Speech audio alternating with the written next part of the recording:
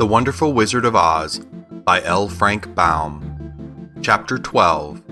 The Search for the Wicked Witch. The soldier with the green whiskers led them through the streets of the Emerald City until they reached the room where the guardian of the gates lived. This officer unlocked their spectacles to put them back in his great box, and then he politely opened the gate for our friends. "Which road leads to the Wicked Witch of the West?" asked Dorothy. "There is no road," answered the guardian of the gates. "No one ever wishes to go that way." "How then are we to find her?" inquired the girl. "That will be easy," replied the man. "For when she knows you are in the country of the Winkies, she will find you and make you all her slaves." "Perhaps not," said the Scarecrow, "for we mean to destroy her." "Oh, that is different," said the guardian of the gates. "No one has ever destroyed her before, so naturally I thought she would make slaves of you, as she has of the rest. But take care, for she is wicked and fierce, and may not allow you to destroy her. Keep to the west, where the sun sets, and you cannot fail to find her." They thanked him and bade him goodbye, and turned toward the west, walking over fields of soft grass dotted here and there with daisies and buttercups. Dorothy still wore the pretty silk dress she had put on in the palace, but now, to her surprise, she found it was no longer green, but pure white. The ribbon around Toto's neck had also lost its green color, and was as white as Dorothy's dress. The Emerald City was soon left far behind. As they advanced, the ground became rougher and hillier, for there was no farms nor houses in this country of the West, and the ground was untilled. In the afternoon, the sun shone hot in their faces, for there were no trees to offer them shade. So that before night, Dorothy and Toto and the lion were tired and lay down upon the grass and fell asleep, with the Woodman and the Scarecrow keeping watch. Now the Wicked Witch of the West had but one eye, yet that was as powerful as a telescope, and she could see everywhere. So, as she sat in the door of her castle, she happened to look around and saw Dorothy lying asleep with her friends all about. They were a long distance off, but the Wicked Witch was angry to find them in her country, so she blew upon a silver whistle that hung around her neck. At once there came running to her from all directions a pack of great wolves. They had long legs and fierce eyes and sharp teeth. "Go to those people," said the witch, "and tear them to pieces." "Are you not going to make them your slaves?" asked the leader of the wolves. "No," she answered. "One is of tin, and one of straw. One is a girl, and another a lion. None of them is fit to work, so you may tear them into small pieces." "Very well," said the wolf, and he dashed away at full speed, followed by the others. It was lucky the Scarecrow and the Woodman were wide awake and heard the wolves coming. "This is my fight," said the Woodman, "so get behind me, and I will meet them as they come." He seized his axe, which he had made very sharp, and as the leader of the wolves came on, the Tin Woodman swung his arm and chopped the wolf's head from its body, so that it immediately died. As soon as he could raise his axe, another wolf came up, and he also fell under the sharp edge of the Tin Woodman's weapon. There were 40 wolves, and 40 times a wolf was killed, so that at last they all lay dead in a heap before the Woodman. He put down his axe and sat beside the Scarecrow, who said, "It was a good fight, friend." They waited until Dorothy awoke the next morning. The little girl was quite frightened when she saw the great pile of shaggy wolves, but the Tin Woodman told her all. She thanked him for saving them and sat down to breakfast, after which they started again upon their journey. Now this same morning, the Wicked Witch came to the door of her castle and looked out with her one eye that could see far off. She saw all her wolves lying dead, and the strangers still traveling through her country. This made her angrier than before, and she blew her silver whistle twice. Straightway, a great flock of wild crows came flying toward her, enough to darken the sky. And the Wicked Witch said to the King Crow, "Fly at once to the strangers, peck out their eyes and tear them to pieces." The wild crows flew in one great flock toward Dorothy and her companions. When the little girl saw them coming, she was afraid. But the Scarecrow said, "This is my battle, so lie down beside me and you will not be harmed." So they all lay upon the ground except the Scarecrow, and he stood up and stretched out his arms. And when the crows saw him, they were frightened, as these birds always are by scarecrows, and did not dare to come any nearer. But the King Crow said, "It is only a stuffed man. I will peck his eyes out." The King Crow flew at the Scarecrow, who caught it by the head and twisted its neck until it died. And then another crow flew at him, and the Scarecrow twisted its neck also. There were 40 crows, and 40 times the Scarecrow twisted a neck, until at last all were lying dead beside him. Then he called to his companions to rise, and again they went upon their journey. When the Wicked Witch looked out again and saw all her crows lying in a heap, she got into a terrible rage, and blew 3 times upon her silver whistle. Forthwith there was heard a great buzzing in the air, and a swarm of black bees came flying toward her. "Go to the strangers and sting them to death," commanded the witch. And the bees turned and flew rapidly until they came to where Dorothy and her friends were walking. But the woodman had seen them coming, and the Scarecrow had decided what to do. "Take out my straw and scatter it over the little girl and the dog and the lion," he said to the woodman, "and the bees cannot sting them." This the woodman did, and as Dorothy lay close beside the lion and held Toto in her arms, the straw covered them entirely. The bees came and found no one but the woodman to sting, so they flew at him and broke off all their stings against the 10, without hurting the woodman at all. And as bees cannot live when their stings are broken, that was the end of the black bees, and they lay scattered thick about the woodman, like little heaps of fine coal. Then Dorothy and the lion got up, and the girl helped the Tin Woodman put the straw back into the Scarecrow again, until he was as good as ever. So they started upon their journey once more.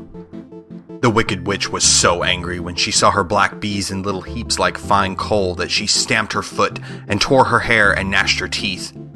And then she called a dozen of her slaves, who were the Winkies, and gave them sharp spears, telling them to go to the strangers and destroy them.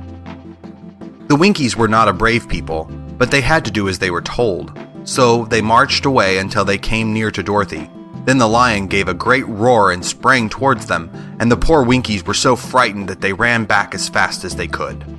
When they returned to the castle, the Wicked Witch beat them well with a strap and sent them back to their work, after which she sat down to think what she would do next. She could not understand how all her plans to destroy these strangers had failed. But she was a powerful witch, as well as a wicked one, and she soon made up her mind how to act. There was, in her cupboard, a golden cap, with a circle of diamonds and rubies running round it. This golden cap had a charm. Whoever owned it could call 3 times upon the winged monkeys, who would obey any order they were given. But no person could command these strange creatures more than 3 times. Twice already the Wicked Witch had used the charm of the cap. Once was when she had made the Winkies her slaves, and set herself to rule over their country. The winged monkeys had helped her do this. The second time was when she had fought against the great Oz himself, and had driven him out of the land of the West. The winged monkeys had also helped her in doing this. Only once more could she use this golden cap, for which reason she did not like to do so until all her other powers were exhausted. But now that her fierce wolves and her wild crows and her stinging bees were gone, and her slaves had been scared away by the cowardly lion, she saw that there was only one way left to destroy Dorothy and her friends. So the Wicked Witch took the golden cap from her cupboard and placed it upon her head. Then she stood upon her left foot and said slowly, "Epi, Peppy, Khaki." Then she stood upon her right foot and said, "Hillo, holo, hello." After this she stood upon both feet and cried in a loud voice, "Zizzy, Zoozy, Zick." Now the charm began to work. The sky was darkened, and a low rumbling sound was heard in the air. There was a rushing of many wings, a great chattering and laughing, and the sun came out of the dark sky to show the Wicked Witch surrounded by a crowd of monkeys, each with a pair of immense and powerful wings on its shoulders. One, much bigger than the others, seemed to be their leader. He flew close to the witch and said, You have called us for the third and last time. What do you command?" "Go to the strangers who are within my land and destroy them, all except the lion," said the Wicked Witch. "Bring that beast to me, for I have a mind to harness him like a horse and make him work." "Your command shall be obeyed," said the leader. Then, with a great deal of chattering and noise, the winged monkeys flew away to the place where Dorothy and her friends were walking. Some of the monkeys seized the Tin Woodman and carried him through the air until they were over a country thickly covered with sharp rocks. Here they dropped the poor woodman, who fell a great distance to the rocks, where he lay so battered and dented that he could neither move nor groan.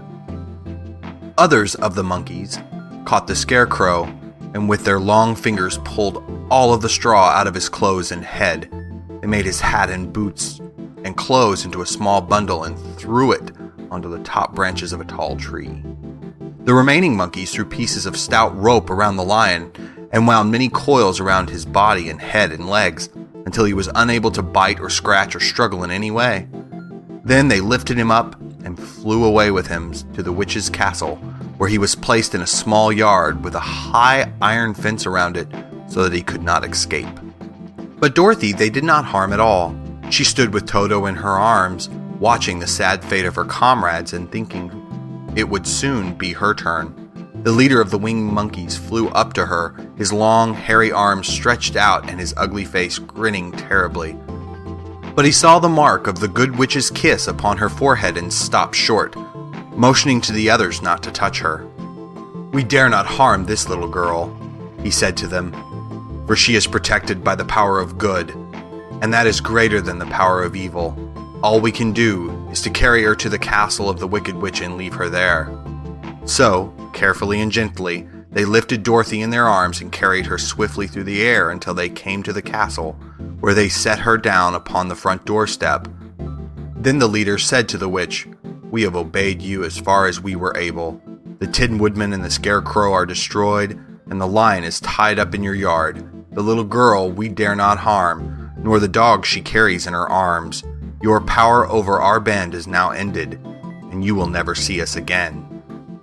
Then all the winged monkeys, with much laughing and chattering and noise, flew into the air and were soon out of sight. The Wicked Witch was both surprised and worried when she saw the mark on Dorothy's forehead, for she knew well that neither the winged monkeys nor she herself dare hurt the girl in any way.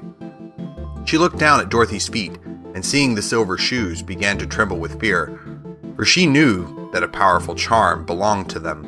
At first, the witch was tempted to run away from Dorothy, but she happened to look into the child's eyes and saw how simple the soul behind them was, and that the little girl did not know of the wonderful power the silver shoes gave her.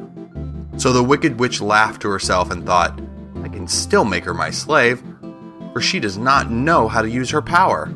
Then she said to Dorothy harshly and severely, "Come with me, and see that you mind everything I tell you, for if you do not, I will make an end of you, as I did of the Tin Woodman and the Scarecrow."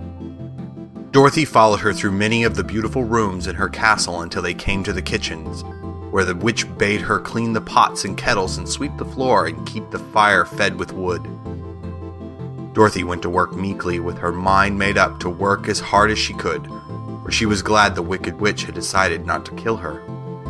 With Dorothy hard at work, the witch thought she would go into the courtyard and harness the cowardly lion like a horse. It would amuse her, she was sure, to make him draw her chariot whenever she wished to go to drive. But as she opened the gate, the lion gave a loud roar and bounded at her so fiercely that the witch was afraid and ran out and shut the gate again. "If I cannot harness you," said the witch to the lion, speaking through the bars of the gate, "I can starve you. You shall have nothing to eat until you do as I wish." So after that she took no food to the imprisoned lion, but every day she came to the gate at noon and asked, "Are you ready to be harnessed like a horse?" And the lion would answer, "No, if you come in this yard, I will bite you." The reason the lion did not have to do as the witch wished was that every night, while the woman was asleep, Dorothy carried him food from the cupboard.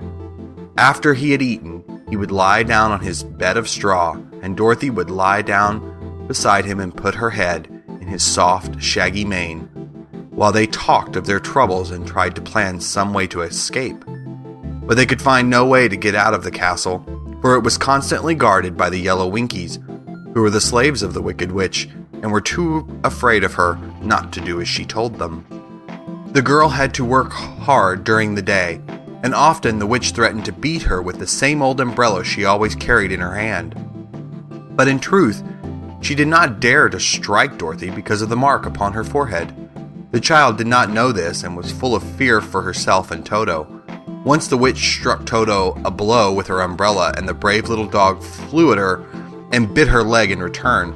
The witch did not bleed where she was bitten, for she was so wicked that the blood in her had dried up many years before. Dorothy's life became very sad as she grew to understand that it would be harder than ever to get back to Kansas and Aunt Em again. Sometimes she would cry bitterly for hours, with Toto sitting at her feet and looking into her face, whining dismally to show how sorry he was for his little mistress. Toto did not really care whether he was in Kansas or the Land of Oz so long as Dorothy was with him, but he knew the little girl was unhappy, and that made him unhappy too. Now the Wicked Witch had a great longing to have for her own the silver shoes which the girl always wore. Her bees and her crows and her wolves were lying in heaps and drying up, and she had used up all the power of the golden cap. But if she could only get a hold of the silver shoes, they would give her more power than all the other things she had lost. She watched Dorothy carefully to see if she ever took off her shoes, thinking she might steal them. But the child was so proud of her pretty shoes that she never took them off, except at night when she took her bath. The witch was too much afraid of the dark to dare go into Dorothy's room at night to take the shoes, and her dread of water was greater than her fear of the dark, so she never came near when Dorothy was bathing. Indeed, the old witch never touched water, nor ever let water touch her in any way. But the wicked creature was very cunning, and she finally thought of a trick that would give her what she wanted. She placed a bar of iron in the middle of the kitchen floor, and then, by her magic arts, made the iron invisible to human eyes, so that when Dorothy walked across the floor, she stumbled over the bar, not being able to see it, and fell at full length. She was not much hurt, but in her fall, one of the silver shoes came off, and before she could reach it, the witch had snatched it away and put it on her own skinny foot. The wicked woman was greatly pleased with the success of her trick, for as long as she had one of the shoes, she owned half the power of their charm, and Dorothy could not use it against her, even had she known how to do so. The little girl, seeing she had lost one of her pretty shoes, grew angry and said to the witch, "Give me back my shoe." "I will not," retorted the witch, "for it is now my shoe and not yours." "You are a wicked creature," cried Dorothy. "You have no right to take my shoe from me." "I shall keep it just the same," said the witch, laughing at her, "and someday I shall get the other one from you too." This made Dorothy so very angry that she picked up the bucket of water that stood near and dashed it over the witch, wetting her from head to foot. Instantly, the wicked woman gave a loud cry of fear, and then, as Dorothy looked at her in wonder, the witch began to shrink and fall away. "See what you have done?" she screamed. "In a minute I shall melt away." "I'm very sorry indeed," said Dorothy, who was truly frightened to see the witch actually melting away like brown sugar before her very eyes. "Didn't you know water would be the end of me?" asked the witch in a wailing, despairing voice. "Of course not," answered Dorothy. "How should I?" "Well, in a few minutes I shall be all melted, and you will have the castle to yourself. I have been wicked in my day, but I have never thought a little girl like you would ever be able to melt me and end my wicked deeds. Look out! Here I go!" With these words, the witch fell down in a brown, melted, shapeless mass and began to spread over the clean boards of the kitchen floor. Seeing that she had really melted away into nothing, Dorothy drew another bucket of water and threw it over the mess. She then swept it all out the door. After picking out the silver shoe, which was all that was left of the old woman, she cleaned and dried it with a cloth and put it on her foot again. Then, being at last free to do as she chose, She ran out to the courtyard to tell the lion that the Wicked Witch of the West had come to an end, and that they were no longer prisoners in a strange land. End of chapter 12.